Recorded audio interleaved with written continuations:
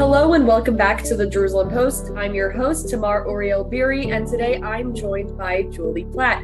Julie is the chair of the Jewish Federations of North America, truly paving the way as a Jewish organization as a whole, and Julie in particular as the second woman to ever hold the position. Julie, thank you for joining us today. Thank you for inviting me.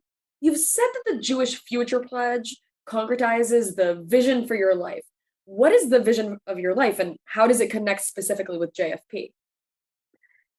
I think what the Jewish Future Pledge allows me to do is to take a very strong action to, as you used the word and I did before, concretize what I've devoted my life to. I've devoted my life to the Jewish future, to Jewish continuity, to making sure that we have flourishing Jewish communities. And I do care about what that world looks like for my children and my grandchildren after I'm gone. So the Jewish Future Pledge allows me to put in place a very strong statement to my children and my grandchildren about what I hope that future will look like. And I'm curious, just in terms of background, how did your upbringing specifically make you value this Jewish continuity and Jewish education? I was steeped in it from birth. Jewish ritual, practice, and education were part of my life. I grew up in a very small town in Kansas, Wichita, Kansas, with a very small Jewish population. And my parents went about creating a very rich Jewish life in a very small community. It was augmented by a fantastic and transformational experience in Jewish summer camp at Camp Ramah. But my life was rich and full, not only of what a Jewish home can be like, but watching my parents take on leadership role after leadership role after leadership role, both my father and my mother, locally and nationally. Mm-hmm. I think that every Jewish kid's heart woke up a little bit when you mentioned Jewish summer camp. You've enjoyed a long and varied career after that as a Jewish community leader. Why is the Jewish Future Pledge specifically important to the continuity of the Jewish community in North America, do you think? It opens up a conversation that puts the values I described to you in place and out loud.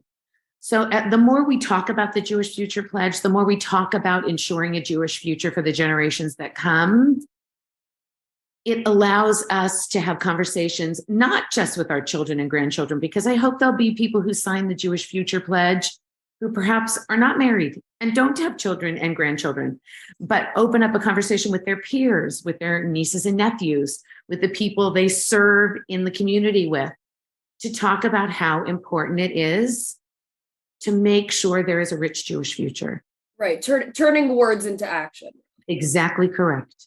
So you've stated that strengthening ties between Israel and the diaspora is one of your goals as head of the Jewish Federations. Do you feel that the Jewish Future Pledge could accomplish this? And if so, in what way does it kind of fit into that? It doesn't exactly accomplish that. It surely is a goal for me in my tenure as chair of Jewish Federations of North America, always has been and always will be. Certainly my great devotion to the state of Israel, but it parallels, it goes alongside. If you care about a Jewish future, you care about a Jewish future globally.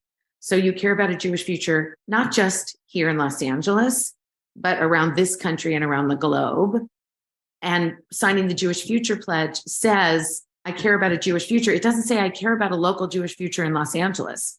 It means I care about a Jewish future everywhere. As a whole. Mm. That's correct. So generations of Jews in North America have grown up with a responsibility for future generations without the need to sign a pledge necessarily. So what's different about this generation that creating and signing such a pledge, in your opinion, is something necessary? I would turn that question a little bit, Tamar. I don't think it's that it's needed now. It's just we didn't think of it. Mm. It was a new idea. Mike Levin had this brilliant idea to open up this conversation. So I think if we thought of it 100 years ago, we would have done it then. We just didn't think about it then. And I think this is a very responsible generation that's coming. I think they care about their philanthropy. I think they care about their Judaism.